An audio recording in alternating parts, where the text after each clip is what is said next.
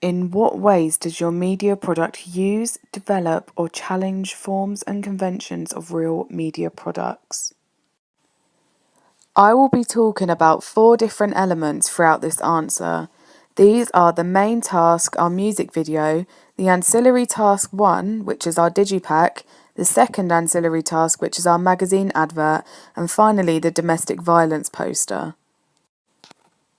The first part of our answer is for our main task, the music video, and I'll be explaining the forms and conventions of a music video. These are to show off members of the band or the artist, to make the song memorable to viewers, to show viewers what the band or artist is about. Representations throughout the band or artist are made clear, to make the music genre of the band or artist clear. It needs to be recognised as a music video, similar to others with the same target audience. And our song Iridescent is a hybrid of soft rock and alternative rock. We develop yet also use the forms and conventions of these genres, along with challenging them when our ideas were visual throughout the video but did not fit the typical conventions. Once we had finished our music video, we decided to apply 2 theories. This was Strauss and Hook. When looking at Strauss's theory, he spoke about 2 binary oppositions, which are shown here and here. When looking at it through our music video, there is always binary oppositions in a narrative. We have 2 different scenarios with opposites happening. This conforms to the theory as we give the audience a comparison of narrative in order to attract attention to the video, to the artist, to the song, and to the issue which we are promoting, which is domestic violence. The second theorist we looked at was Bell Hooks, who looked at the interconnectivity of race, class, and gender. She argued that the representation of different ethnicities, genders, and groups were facing a problem which society lacks to defend. The impact on the audience can change ideologies as their general concept is usually wrong.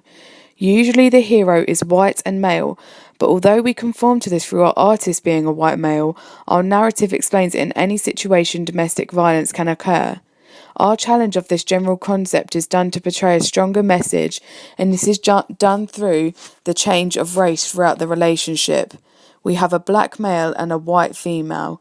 By having both sides shown, it gives more of an effect to our audience. Due to our song being a hybrid, we are going to do 2 comparisons. Our first comparison will be of a soft rock music video.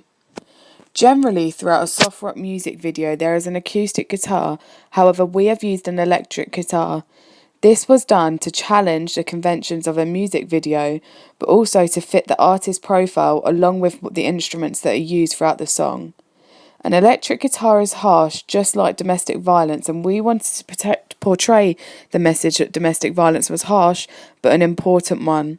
Harvey playing the electric guitar emphasises the raw, authentic image of the artist that he portrays. He produces his own music and songs with an own interpretation from his own experience. This connection with the artist and the audience is now a lot stronger.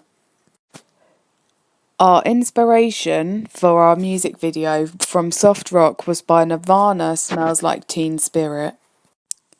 The location in the Nirvana video is very basic. It is in a school, and we were inspired to have a basic surrounding too. We done ours in a home. These were for different reasons. Nirvana used a school to reach out to their target audience. However, we used a home as we wanted to show where the issue usually takes place, along with focusing on the narrative, not on the location. Nirvana uses a lot of artist performance to connect with their own audience, and we thought we would do the same. However, both challenge soft rocks.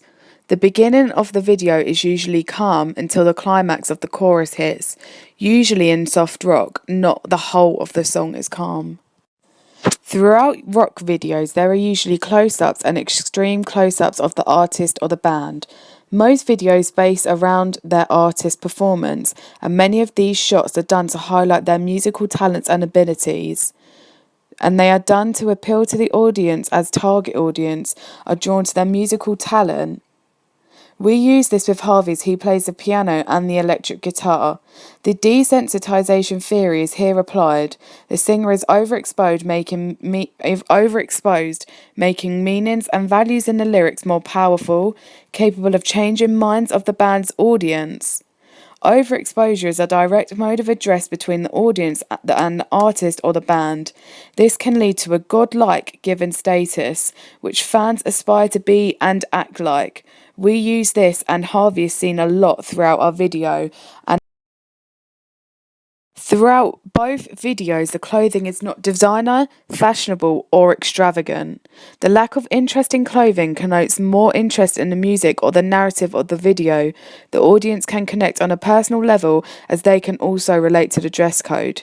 We use this, and the gratification theory is here applied. The audience's personal identification and personal relationship with the band, and the audience see themselves as part of the band, and the personal relationship in which the audience connects to the members through their lyrics and narrative of the video. This is present in both Smells Like Teen Spirit and Iridescent. In addition to this, Nirvana, Smells Like Teen Spirit, and Iridescent by Harvey White both have a high cut frequency. This is used to illustrate the progression of the narrative and to match the fast pace and action and moving throughout the song and the narrative.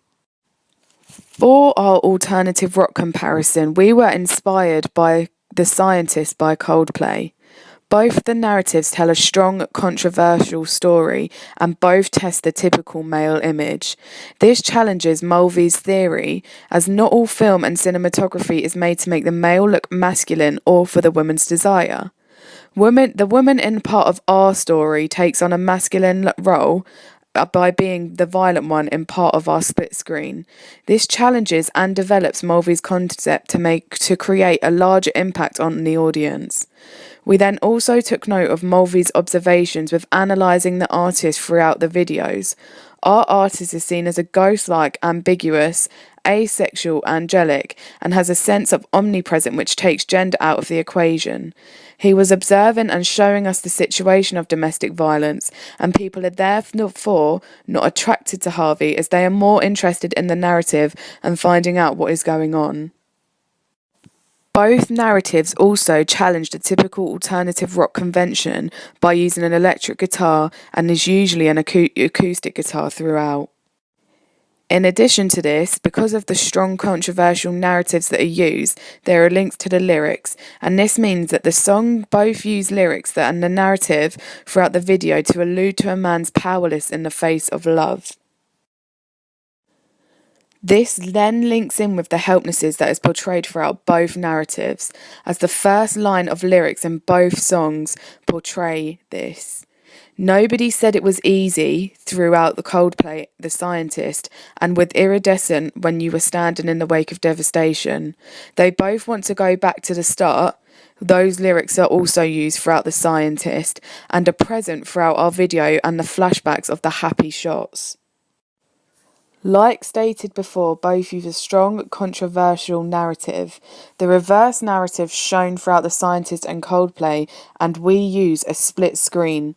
This is done to show the effects of a broken relationship, and as both make the audience feel unease, and it is inevitable as they both know what is going to happen. Coldplay throughout The Scientist use a car crash to symbolise the broken relationship. We were inspired by this and wanted to do the same. However, we done this by using violence to symbolise the broken relationship. In addition to this, both songs use a link of the sad tone and the song to an emotive visual of the car crash. This gave it another inspiration for the violence to be used throughout our video, as it is an emotive visual to the audience. Goodwin's theory is here applied to both videos. In The Scientist, Chris Martin is the singer and is also in the relationship. However, we wanted to keep Harvey separate, as he has already had his own experiences of domestic violence and therefore can just portray them throughout the video. Goodwin's theory is then extended by you looking at the first impressions in the video, and the impression of the performer link with both the music and the narrative. Both videos show an emotive side to rock. For example, the first shot in The Scientist is the close-up of Chris Martin, and the slow zoom out is used to establish the facial expressions. Our video has a slow, dark first shot in order to emphasise that this is how domestic violence feels. This provides an emotional side to rock and alternative music. Our target audience can identify and remain intact with their emotional side. This is the purpose of Coldplay videos, and we was inspired to do the same. Both take on a journey throughout the video, and therefore the purpose of the narrative is there emphasised. As they both take on a journey throughout the narrative, the effects of editing are the main aspects throughout both music videos. This is done to give an effect. For example, The Scientist is all in reverse. We was inspired and wanted to do the same with the same effect but with different editing, and therefore we used a split screen to fit our narrative better by portraying domestic violence. By having the audience gain a different perspective, there is a reverse narrative and it has links to the lyrics throughout the song.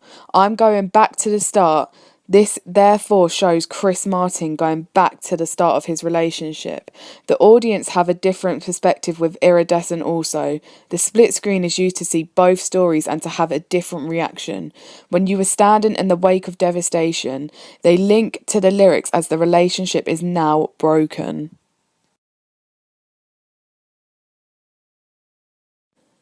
Transitions are also used throughout The Scientist to change from the narrative to the performance, and this is done through fades. We use fades throughout ours music video to change from the narrative to the time-lapse and also from the flashbacks. We use different shots of the artist and the performance as it allows the audience to connect with Harvey on a personal level. The Scientist uses a dark, mundane setting, and this sets the mood for the video and for the song. We was inspired and done the same by using an ordinary house as it emphasises the potential for domestic violence to happen to anyone. This goes and links in with our mundane narrative with a hopeless, dull atmosphere. As you can see, Chris Martin is wearing a white top and black trousers. We were inspired for Harvey's outfit and wanted to do the same with his white top and was also wearing black trousers. Therefore, this means it is all about the narrative and the song, and the focus isn't on what the artist is wearing or the artist. The props are important to develop the narrative, and therefore they build climax. For example, in Iridescent, an electric guitar is used when the climax is developing to face the harsh reality of the song and the narrative. Throughout both videos, the audience can sympathise with Chris Martin and Harvey White.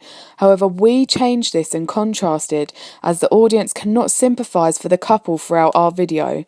Both are the victims of domestic violence, but however, both are violent too. This gives an audience a want to change and to stop domestic violence, which of course is the effect we wanted.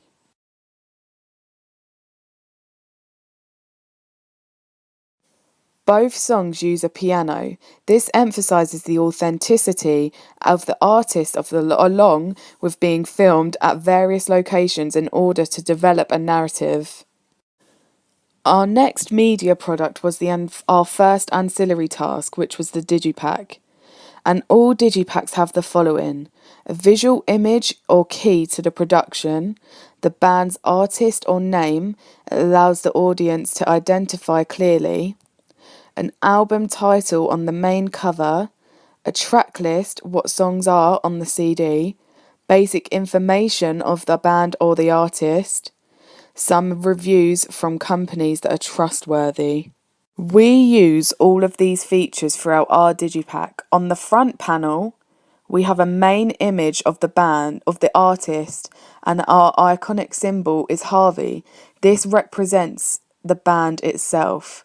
The name of the artist and the album is usually in a big font to catch the audience's attention, which we also have done. The back panel usually has a track list of songs and therefore is printed in a contrasting colour so it is readable, and we have done this here using a red font.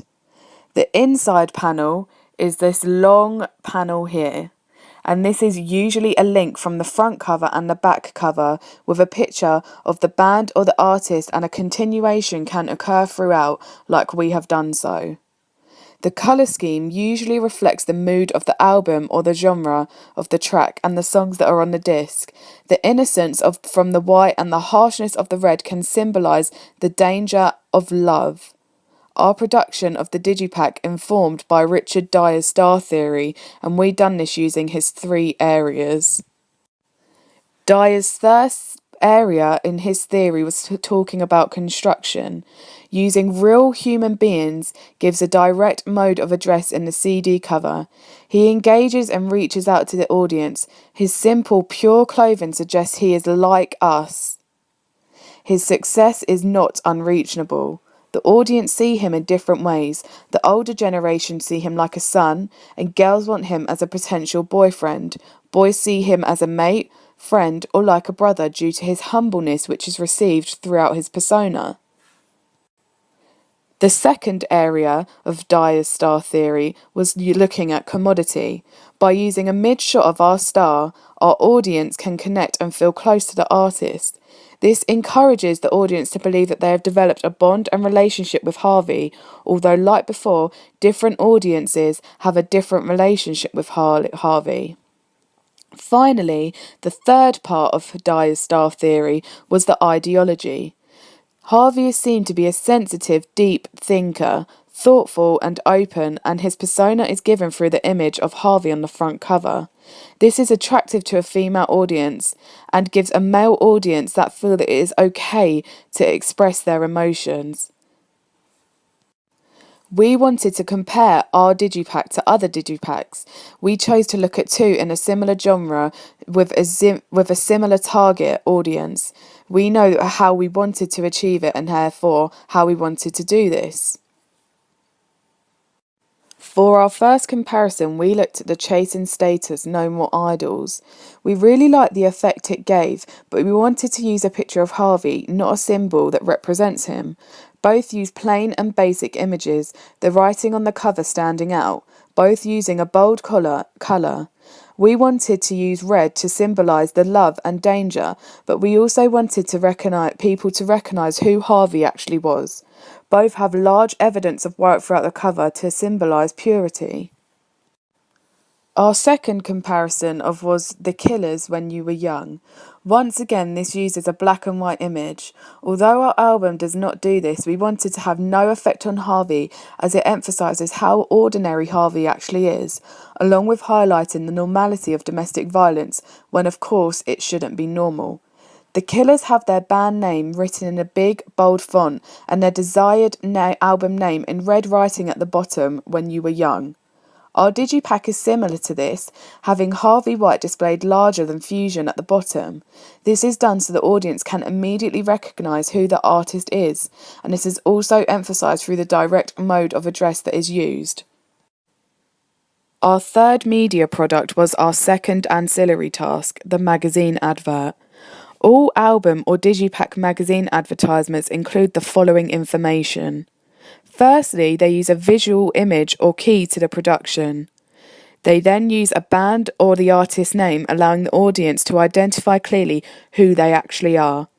They then have the date of the release of the album or the Digipack and the availability that it has. A name of the company or the retail store where the album or the Digipack is available to purchase, for example, iTunes. They then, and finally, have a review from recognised or trustworthy sources. Throughout our Digipack, we use all these things and more. Some other things we use is the interaction of social media to find out and allow our audiences to have the opportunity to join and share. We also show the record label, which is a trustworthy band, and therefore our audience will know that the CD is good quality. We then will look at our production of the magazine advert using Butler's queer theory. As spoken about before when applying Richard Dyer's star theory, I was able to recognise that Harvey reached out to many different audiences, meaning certain things to the older generation, men and women. However, Harvey also offers an alternative figure for homosexual men who do not see him as a friend or a mate, but they may see him as a potential lover. His ambiguity shown throughout the advert, digipack, and the music video means that Harvey gives no certainty as to what his preference may be, and therefore could be an icon to a range of different audiences. This also means that the more appeal for Harvey and his music ultimately ends in a higher success rate for the album. We then looked at comparisons to other magazine adverts. The first one was Clocks by Coldplay.